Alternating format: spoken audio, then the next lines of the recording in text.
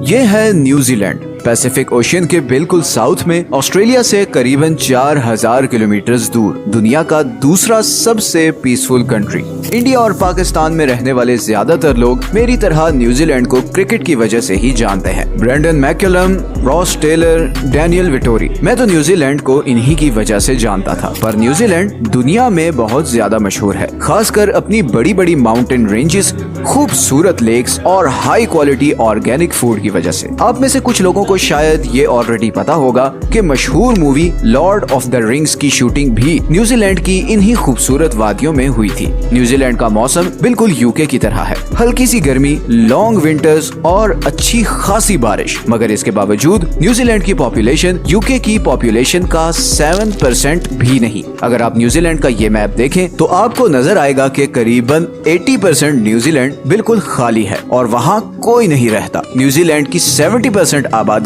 ادھر نارتھ میں رہتی ہے اور نارتھ کی بھی 50% آبادی اس ایک شہر آکلینڈ میں رہتی ہے۔ اتنا زبردست موسم، خوبصورت سینری، لو کرائم ریٹ اور ہائی سٹینڈرڈ آف لیونگ کے باوجود 80% نیوزی لینڈ خالی کیوں ہے؟ آئے جانتے ہیں اس سوال کا جواب۔ سچ یہ ہے کہ اس ویڈیو میں سب سے پہلے اگر ہم ورلڈ میپ دیکھیں تو آپ نوٹس کریں گے کہ نیوزی لینڈ ہماری باقی دنیا سے بہت دور ہے۔ مطلب اگر آپ کراچی یا ممبئی سے جہاز میں بیٹھیں تو یہ پورا عریبین سی اور انڈین اوشن کو کراس کر کے قریباً 18 سے 22 گھنٹے کی فلائٹ کے بعد ہی آپ نیوزی لینڈ پہنچ سکتے ہیں۔ اور اب سوال یہ پیدا ہوتا ہے کہ انسان دنیا سے اتنی دور اس آئی لینڈ تک پہنچا کیسے؟ اب یہاں پر ملٹیپل ویوز ہیں۔ اگر ہم نیوزی لینڈ کی آفیشیل ویب سائٹ پہ جائیں تو وہاں یہ لکھا ہے کہ آج سے 1000 سال پہلے لگ بھگ 1320 سے 1350 کے بیچ ماوری لوگوں نے نیوزی لینڈ کو ڈسکور کیا۔ ماوری پیسیفک اوشن کے ان سارے آئی لینڈز، جنہیں پولینیشین آئی لینڈز بھی کہا جاتا ہے، ان پر رہنے والے لوگوں کو کہا جاتا تھا۔ آفیشیل سورسز کے مطابق ماوری 13ویں صدی کے آس پاس اپنے یہ سارے آئی لینڈز چھوڑ کر بڑی بڑی کشتیوں میں بیٹھے اور ادھر نیوزی لینڈ پہنچ گئے۔ یہ لگ بھگ وہی زمانہ بنتا ہے جب منگولز اور چنگیز خان پورے یورو ایشیا پر اپنا کنٹرول لے رہا تھا۔ لیکن اب سوال یہ پیدا ہوتا ہے کہ یہ لوگ اپنے پرانے آئی لینڈز چھوڑ کر نیوزی لینڈ آئے ہی کیوں؟ اس سوال کا کھوج لگانے کے لیے جب ہم نے ریسرچ کی تو کچھ آرٹیکل سے پتا چلا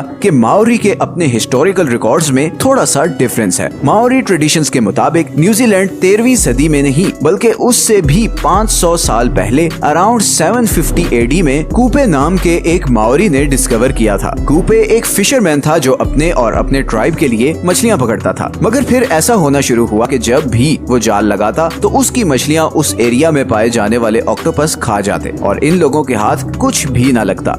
کیونکہ ان لوگوں کا مین فوڈ سورس تھا ہی مچھلی، تو کافی پرابلم کریٹ ہونا شروع ہو گئی اور اس کا حل یہ نکالا گیا کہ کوپے اور اس کے کچھ ساتھی سمندر میں جا کر کسی اور آئی لینڈ کی کھوج لگانے کی کوشش کریں گے جہاں پر کھانے پینے کی اچھی خاصی سپلائی ہو۔ اسی کھوج میں کوپے اپنے ساتھ 20 سے 25 آدمی لے کر پیسیفک اوشن میں اتر گیا۔ کچھ دن کے سفر کے بعد ہی انہیں بڑے بڑے پہاڑوں والا ایک آئی لینڈ آیا۔ یہ نیوزی لینڈ تھا، سی فوڈ، بھیڑ بکریوں اور پھلوں سے مالا مال آئی لینڈ جس پہ اور کوئی دوسرا انسان نہیں تھا۔ یہ کوپے اور اس کے ٹرائب کے لیے پرفیکٹ جگہ تھی۔ کوپے نے اپنے چند ساتھیوں کو واپس پولینیشین آئی لینڈز بھیجا تاکہ وہ باقیوں کو اس آئی لینڈ کی خبر دیں اور اس طرح نیوزی لینڈ پر ماوری لوگ آباد ہونا شروع ہوئے۔ 17ویں صدی تک ماوری لوگ سکون سے نیوزی لینڈ میں رہتے رہے اور دنیا سے دور ہونے کی وجہ سے نہ ان کی کسی سے کوئی دشمنی تھی اور نہ ہی کسی سے کوئی خطرہ، مگر یہ سب جلد بدلنے والا تھا۔ یہ وہ وقت تھا جب ویسٹرن نیشنز اپنی طاقت کو بڑھانے کے لیے پوری دنیا میں پھیل رہی تھی۔ ایکسپلوررز کو بھیجا جا رہا تھا کہ وہ آئی لینڈز، کنٹریز اور کانٹیننٹس ڈسکور کریں جن پہ قبضہ کر کے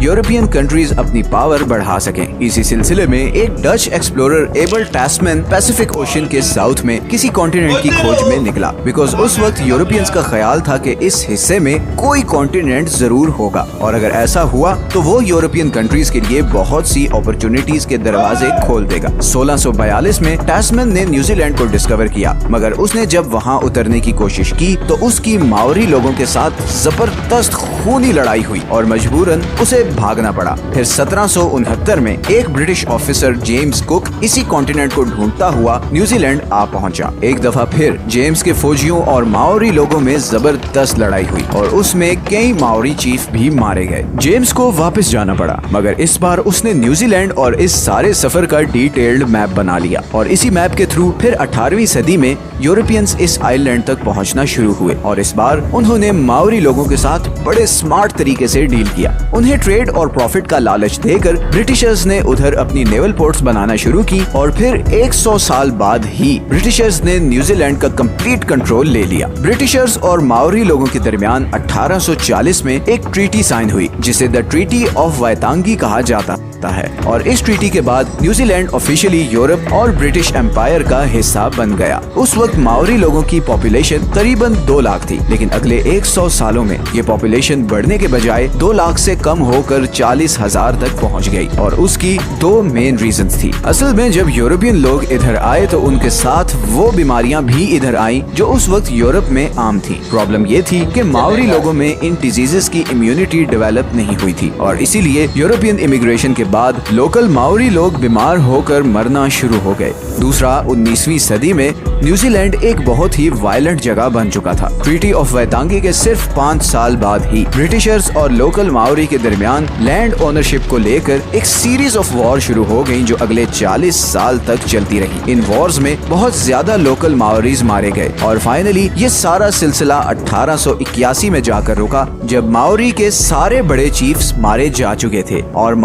माओरी मूवमेंट पूरी तरह क्रश हो चुकी थी। अब ब्रिटिशर्स भी ये समझ चुके थे कि लोकल्स को डेवलपमेंट प्रोसेस में इंक्लूड किए बगैर आगे नहीं बढ़ा जा सकता और इसीलिए इन वॉर्स के फौरन बाद ब्रिटिश गवर्नमेंट ने लोकल्स को इलेक्टोरेट प्रोसेस से लेकर हर डेवलपमेंट प्रोजेक्ट में की स्टेक होल्डर बना दिया और इस तरह न्यूजीलैंड में पीस और प्रोग्रेस का सफर फाइनली शुरू हुआ। लेकिन फिर भी आज जैसे हमने वीडियो के शुरू में आपको दिखाया था, न्यूजीलैंड का इतना ज्यादा एरिया खाली क्यों है और सारे लोग इधर नॉर्दर्न आइलैंड में ही क्यों रहते हैं? असल में न्यूजीलैंड का ये सदर्न रीजन बिल्कुल खाली इसलिए है क्योंकि इस सारे एरिया पर रहना या कंस्ट्रक्शन करना नियरली इम्पॉसिबल है। न्यूजीलैंड के सदर्न पार्ट में हर तरफ माउंटेन रेंजेस हैं। इस सारे एरिया में हर तरफ ऊंचे ऊंचे पहाड़ हैं और जमीन इतनी अनइवन है कि इवन बेसिक इंफ्रास्ट्रक्चर जैसे रोड वगैरह बिल्ड करना भी ऑलमोस्ट इम्पॉसिबल है। पहाड़ों के इस तरफ ये ईस्टर्न साइड की जमीन बहुत ही खुश्क और इनफर्टाइल है जिससे यहाँ पर इरिगेशन वगैरह भी नहीं हो सकती। इसीलिए न्यूजीलैंड की मेजॉरिटी पॉपुलेशन इधर नॉर्दर्न आइलैंड पर रहती है।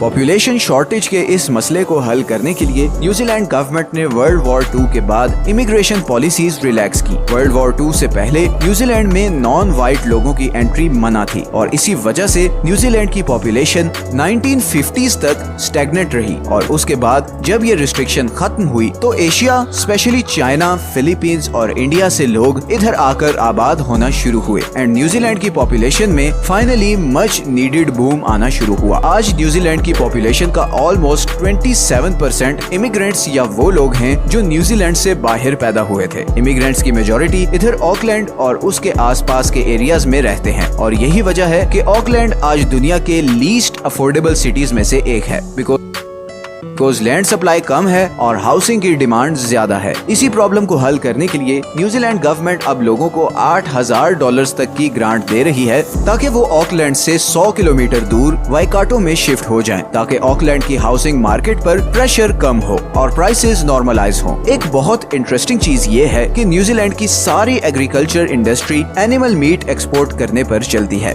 इधर नॉर्दर्न आइलैंड में बारिश की वजह से ऐसी लश ग्रीन जमीन है जिसकी वजह से इधर बेशुमार भेड़ बकरियां और गाय पाई जाती हैं। न्यूजीलैंड की पॉपुलेशन लगभग 50 लाख के करीब है, जबकि एक एस्टिमेट के मुताबिक यहाँ पर भेड़ बकरियों की पॉपुलेशन ऑलमोस्ट 3 करोड़ है और इसीलिए न्यूजीलैंड दुनिया में सबसे ज्यादा मटन और शीप वूल एक्सपोर्ट करने वाला कंट्री है। न्यूजीलैंड का 95% मीट बाहर एक्सपोर्ट होता है और 2019 में इस एक्सपोर्ट से न्यूजीलैंड ने $46 बिलियन का रेवेन्यू कमाया। न्यूजीलैंड दुनिया की 50वीं बड़ी इकोनॉमी है और इस इकोनॉमी का main source of revenue agricultural export है। $46 बिलियन सिर्फ गोश्त की एक्सपोर्ट से कमाना एक अनबिलीवेबल चीज है और ये इंडिया, पाकिस्तान और बांग्लादेश के लिए एक मोटिवेशन होनी चाहिए क्योंकि ये तीनों प्राइमरीली एग्रीकल्चरल कंट्रीज हैं। अगर आपको आज की वीडियो अच्छी लगी है तो इसे लाइक और चैनल को सब्सक्राइब जरूर कर दें। ये हैं वो सारे सोर्सेज जहां से हमने इस वीडियो के लिए कंसल्ट किया है।